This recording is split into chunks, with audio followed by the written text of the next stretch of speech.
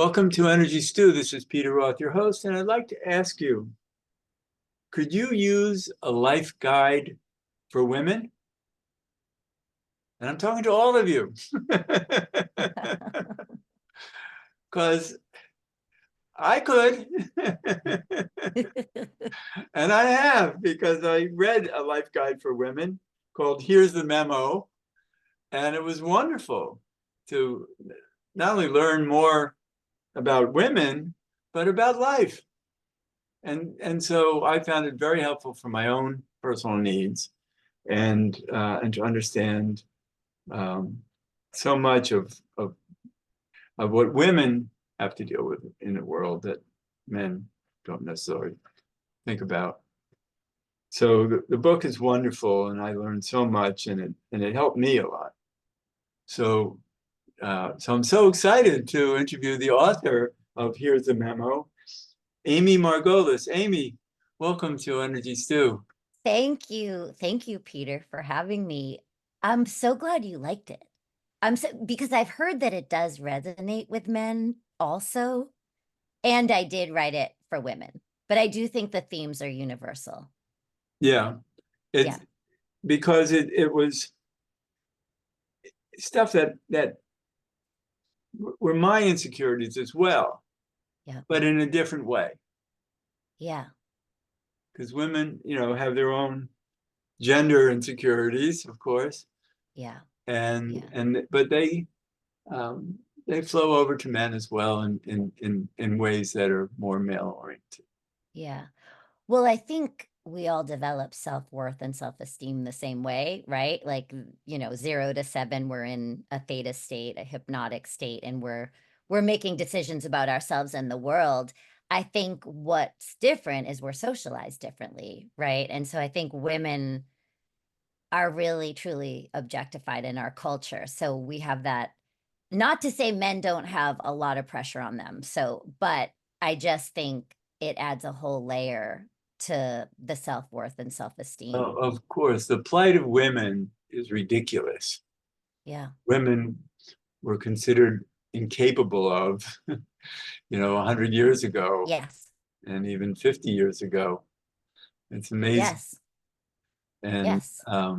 Because I come from the world of running, and people were afraid to let women run more than a half an hour because their uteruses would drop out. Are you kidding me? And wow. And I then did not know that. Oh yeah, it was amazing what men thought about women's bodies. And then also, I just saw a film recently on the woman who was the first person to swim the English Channel. Yes. And not only a woman, but she was the first person to swim the English Channel. Yeah. And the reason they never even considered a woman doing it is because they figured women were much too frail. Yeah. It makes my blood boil to hear this. It makes me so upset because women are so multidimensional and so strong. And I don't know, they're able to focus on so many different things at once. And I think if women supported women, we would rule the world. And I know I probably sound like a crazy women's liber, and I'm not. Like, I love when my husband opens the door for me. I love my traditional role as a wife and a mom, but just to hear that, well, women shouldn't run because their uterus might fall out. It's really, I don't know, it's just so oppressive, you know? Well, ignorant. Yes, ignorant, right. Yeah. Yeah. A friend of mine, Catherine Switzer, was the first woman to run the Boston Marathon. Wow. And the race director actually tried to tackle her in the middle of the race and pull her out of the course. And he grabbed her and Really? running with her, knocked him away from her, and she kept running. So he was trying to save her from herself. Well, he was just trying to keep her from breaking the rules.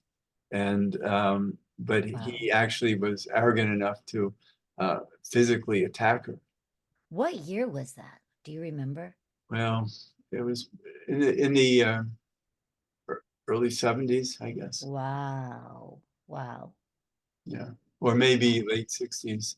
I don't remember that the particular year. Um, she's around my age. Wow. So Wow. that's how I think of that time.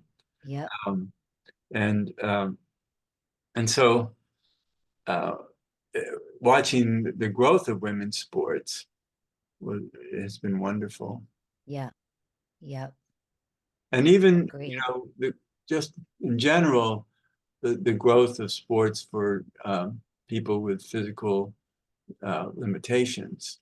Yes. And the Paralympics was just concluded, and it was Yep. amazing how much is going on with that. Yep. Um, that in the old days, they were all pampered and not expected to do anything physical, Yeah. and Yeah. now many are. Well, they have, so then they have the Special Olympics, and then doesn't Prince Harry do the Invictus Games for the Right. So men? So yeah, it goes on and it's, on. yeah, it's really cool Right. to give everybody a platform and a place to, you know. And I actually have a title that was approved by the author of the Americans with Disabilities Act. Oh, And she knows me, and she agreed that I can call myself the grandfather of disabled runners.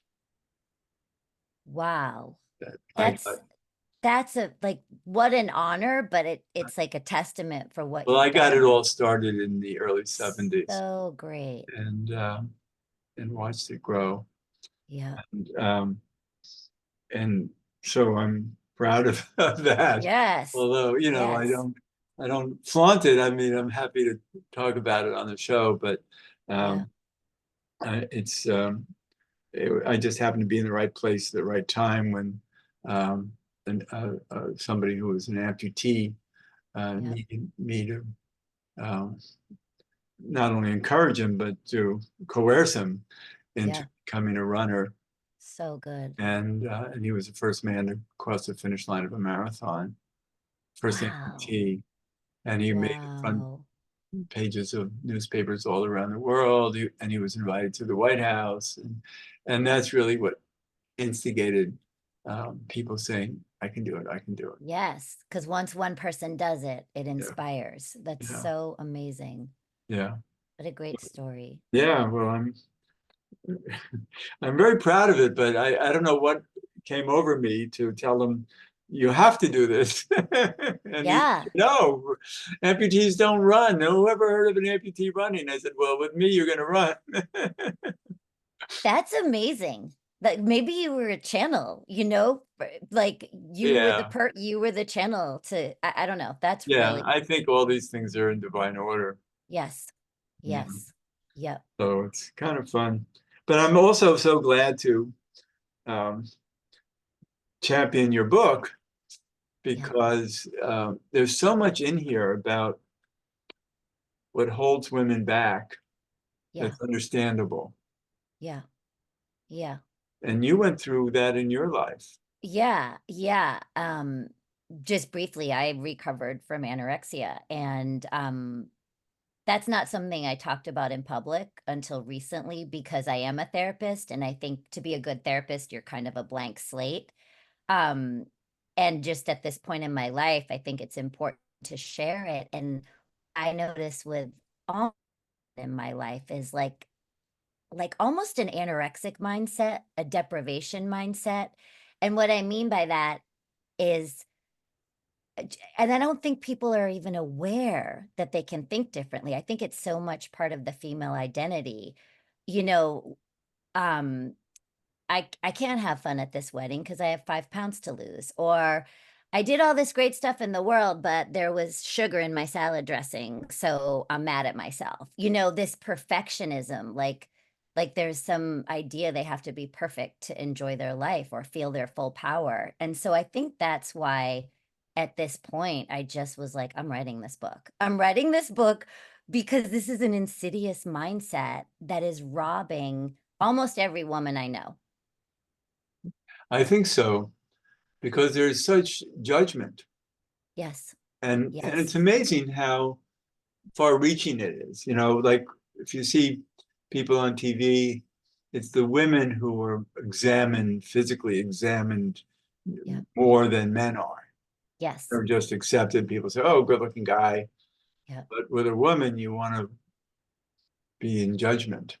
Yeah. Yeah, and it's all been said before, but it's like, oh, she's pretty, so she can't be smart, or she can't be funny, or oh, she's not that attractive, she must be smart, or I don't know. It's just, and women do it to women, and that's what's so upsetting. It's like we've been socialized to think like that too. Well, it's competing. Yeah, well, that's the big thing, I feel like there was a great book years ago, uh Defending Ophelia. I don't know the name of the book, but it talked just all about how girls are born happy, joyous, and free, and then right around adolescence, they get the memo that like if they don't look a certain way, they're not going to have value. Right? So all of a sudden we're pitted against each other to compete. And so many of my friends are married. Their husbands don't care if they gain 10 pounds or if they don't shave, they don't care, right? So they're really competing with other women. It's It, not, it's not that they don't care, it's that they don't even see it. they don't see it, right? But women, so women are their own toughest critics. And then they're sizing up other women. They're not even trying to be attractive really for men. It's kind of, it just takes on a life of its own. But the reason I like talking about it is because it's so much part of women's identities. They don't even know they have a choice to do it differently. You know what I Right. mean? They have to be on guard all the time. Yes, and like I have a few clients who recently got engaged to get married. These are beautiful, accomplished young women. But it's all about if they don't get thin or if their bridesmaids are bigger than that, like they will not be able to fully enjoy their wedding day. And I'm over here like, someday you're going to be, in your 80s looking back at how you wish you took it in. You wish you gave yourself that joy and pleasure and abundance and openness to receive love and goodness and abundance. It feels very hard to be that free minded and not be self-conscious. Yeah, I think it's completely possible because I feel it most of the time. I feel incredibly free in my life. You know what I mean? And I also think that's because I got into recovery for an eating disorder at a young age. So I started this recovery process such a long time ago. Um, yeah, I think it's totally possible to be freer. Maybe not completely free. We live in an earthbound human world, but it's definitely possible to be freer. I think the bottom line has to do with self-love. Yes, And 100%. because I've worked with so many people over the years who are fractured, Yeah. they can't find their wholeness. Yes. And so if you're not whole to begin with, Yeah. then you're going to be so aware of all the parts. Yeah. I think everybody is fractured. I think Yeah, everybody I I agree. really do because it's like nobody's first of all, we probably come in with stuff, right? From past lives or Oh, whatever it sure. is. We come in with DNA, genetics, like then we come into a family that's less than perfect because nobody's perfect. And then we decide make meaning about that and negative meaning, right? Like something's wrong with us because dad's drinking or mom is ignoring me. So I must be unworthy. So I think we all 100% have that. But I think our life is about recovering from that to the best of our ability. And that's where our happiness and our freedom lies. Do you And know what I mean? and maybe there's a good thing to it also is that it's the push to make us better. Yes.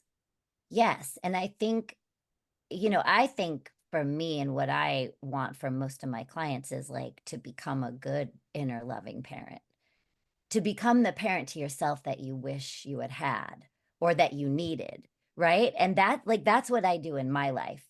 Because my first thought might be like, oh my God, you have a pot belly and your knees are getting wrinkles. Like that might be my first thought to judge myself. But my second thought is like, you know what? You're a badass and you've been given this healthy, beautiful body, and it's your turn to be in your 50s. Get on with your day. And I love you. Like to just like love the imperfection, like treat myself the way I would treat a friend. You know what I And you mean? could even laugh at your own self-judgment. Yes, it's so funny because I have a friend, we do those Marco Polos, and she left me this message the other day, and she's like, "Yeah, I'm looking in the mirror, I'm looking at my waddle." And then she just moved on with like what she was going to share next. Like we all feel that stuff. And we're all just, you know what I mean? None of us are going to be 25 forever. We're all less than perfect. And some of the people that look the most perfect are the hardest on themselves. I That's what know. I've noticed. That's what I've Yeah, noticed. It's some of the most attractive people I've met have this inner monologue that is ruthless. because they're addicted to it. And Yeah, or yeah, I don't know. Like maybe yeah, their looks is they're so much part of their identity. they're afraid of losing what Yes. they're addicted to. Yes. Yeah. And Yeah. yeah, I think in my life I've noticed that so many of the really good-looking people end up the most troubled Yeah. Yeah. because they almost have too much to lose. Well, it's probably because it's a big part of their identity Right. in their formative years. So then as it starts to shift and change, they don't really know who they are. That was their clout or their, you know what I mean? I've felt that way as an older person. I'm like, I'm glad I wasn't like super hot. Like, I'm glad I was attractive enough to date and have a great time and, do all that. But I think I would struggle if I was like super beautiful and now I'm aging. Like, that's like a whole shift in identity for people. And I know people who were badly conditioned by their parents about their Yeah. looks. Yes. Yes. And I don't know that, you can be really scarred that way. And 100%. And I think, if I could say anything today, one thing that really bothers me is mothers commenting on daughters' bodies or mothers commenting on what's on their plate. Or, I was with somebody the other day who said, when I used to get hungry in second grade, my mom would say, have a glass of water. Like that to me is just, you know what I mean? Or my 13-year-old is overweight. Stop the madness because you're setting your daughter up to have an eating disorder and to always right. have a sense of shame. And so I think parents in general watch everything you say because you'll say the slightest thing and your child will make it define who they are. I remember when I was coaching soccer years ago, and there were kids on the team, different teams I was coaching, who were inadequate. Yeah. They were weak. They were a little overweight. They didn't look athletic. And I felt bad for them. And I always did my best to help them excel. But I found that later in life, not that much later in life, they became exceptionally fast runners and were amazing. Yeah. And yet you couldn't have seen that in them at all when they were younger. Yeah. And And you know, the interesting thing is they became that, but I wonder what like their you know what I mean? Because like 90% of us is subconscious. So I've never been overweight, but I decided at 3 I was fat because my sister was skinny, right? So for a very long time, it was like it's not okay to eat, it's not okay to be hungry. I'm fat. I was never fat. Like so it's like we tell ourselves something as a kid. So they could be out there running, still feeling like the pudgy, overweight well, I'm guy. that way. I was when I was in like 12, 13, I was heavy. And I had friends who would call me fatso. Oh my God. And I never got over that. Yeah. But I became a very svelte runner Yes. myself.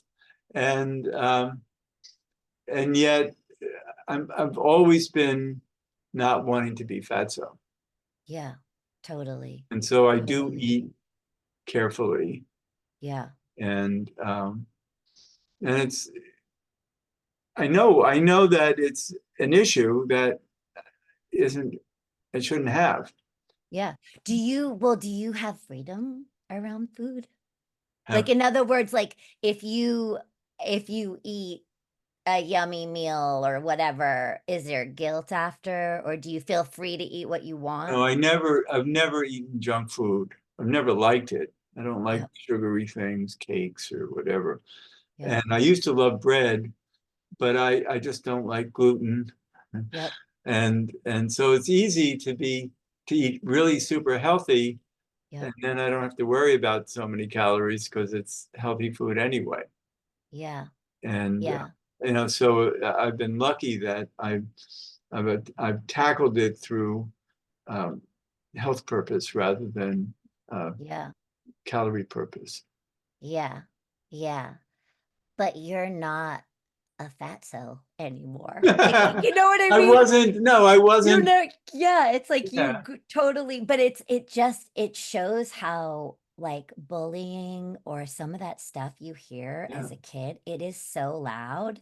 And that's why I kind of love therapy, and I do EMDR therapy with people because it's great. trauma therapy, because you can kind of reprocess what you felt at the time and rewrite your story. I Do you love know what I that. mean? Like I'm not fat. I don't feel fat anymore. Like, do you know what I mean? But for a lot of my life, whenever I felt fearful or I was getting something I wanted, I was like, I'm fat. Like, or if I was going to go do something really fun for a few weeks, I'm going to get fat. Like, cuz that was my old brain.